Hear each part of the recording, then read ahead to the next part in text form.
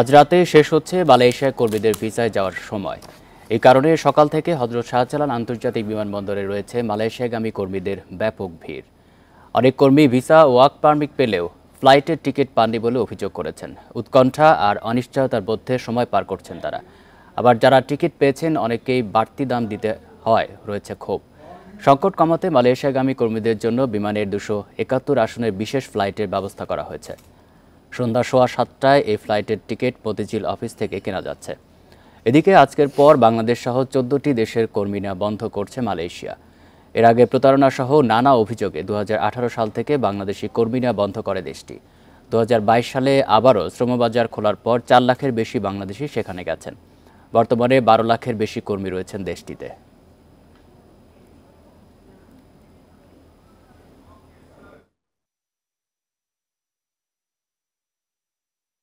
আজকে এখানে আমাদের এজেন্ট এখানে আসতে বলছে যে তোমরা এয়ারপোর্টে যা রেডি হও, তোমাদের টিকিট নিয়ে আমরা আসতেছি। এখানে আসার পর আমাদের এজেন্ট এখনো আসে নাই, আর কি বলতেছে যে এখন হবে না, বিকেল 5টায়, এরকম বিভিন্ন অজুহাত দিতেছে। বাজারে তুলনায় টিকিটের দাম 40 থেকে 25,000 টাকা, আর এখানে সিন্ডিকেট আমাদের থেকে 1 লাখ থেকে 1.5 লাখ টাকা পর্যন্ত নিচ্ছে। তারপরে আমাদের কোনো টিকিটের কোনো ব্যবস্থা নেই, অনেক লোক টিকিট ছাড়াই। এ নিয়ে আরও জানাতে হযরত শাহজালাল আন্তর্জাতিক বিমানবন্দর থেকে যোগ দিচ্ছেন সহকর্মী আনোয়ার সাদাত নূর। আনোয়ার সাদাত, যারা টিকিট এখনো পাননি তাদের জন্য বিশেষ কোনো ব্যবস্থা নেওয়া হয়েছে কিনা? আর অনেকে অভিযোগ করছেন যে যা টিকিট বেশি দামে কিনতে হয়েছে এবং নানা ভোগান্তির শিকার হচ্ছেন, কি বলছেন তারা?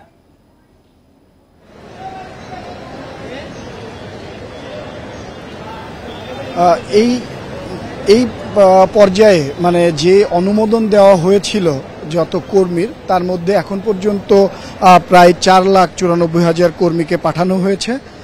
আজকেও আমরা যে খবর পেয়েছি যে 1500-র মতো কর্মীকে পূর্ব নির্ধারিত টিকিট অনুযায়ী পাঠানো হবে, তাদের টিকিট আছে। এছাড়া 271 জনের একটি বিশেষ বিমানের ব্যবস্থা করা হয়েছে, যাদেরকে এই বিমানে নেওয়া হবে আজকেই।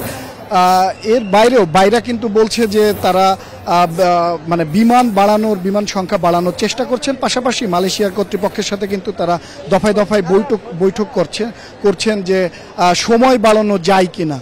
আর এখানে যে বিমানবন্দরের সামনে অবস্থানরত যেসব কর্মীরা আছেন, মানে মালয়েশিয়াগামী বা মালয়েশিয়া যেতে ইচ্ছুক, তারা কিন্তু অনেকে বারবার বিড়ম্বনার শিকার হয়েছেন, মানে প্রতারণার শিকার হয়েছেন। যে তাদেরকে কাউকে বলা হয়েছিল যে সকাল 6টায় ফ্লাইট আছে তারা এসে অপেক্ষা করছেন। পরবর্তীতে এজেন্সি তাদের আর ফোন ধরছেন না বলে অভিযোগ করছেন এখানে অপেক্ষারত অনেকেই। আবার অনেক অভিযোগ করছেন যে গত 2 দিন ধরে এজেন্সি তাদের সাথে যোগাযোগ বন্ধ করে দিয়েছেন। তারপরেও তারা শেষ আশা হিসেবে এই বিমানবন্দরে এসে অপেক্ষা করছেন যে যদি তাদের কাঙ্ক্ষিত টিকিট এজেন্সিগুলো তাদের কাছে পৌঁছে দেন। এর মধ্যে কিন্তু অনেকেই অভিযোগ করছেন যে বাড়তি দামে, মানে দ্বিগুণের বেশি বা অনেকে 3 গুণ পর্যন্ত টাকা দিয়েছেন বিমানের টিকিট পাওয়ার জন্য। তারপরেও কিন্তু তারা টিকিট পাননি। এজেন্সিগুলো তাদেরকে আগে থেকে বলেছিল যে যেহেতু টিকিট সংকট, তাদেরকে বেশি দাম দিয়ে টিকিট কিনতে হবে। সেই কথা অনুযায়ী তারা কিন্তু 2 গুণের বেশি, অনেকে বলছেন যে 40 থেকে 45,000 টাকা মানে অন্য সময়ের টিকিট ভাড়া লাগে, কিন্তু সেইখান থেকে তাদের কাছ থেকে কিন্তু 1 লাখের বেশি, কেউ বলছেন 1,30,000 টাকা পর্যন্ত তারা বিমানের টিকিট বাবদ জমা দিয়েছেন এজেন্সির কাছে, কিন্তু তারা এখনও সেই টিকিট বুঝে পাননি।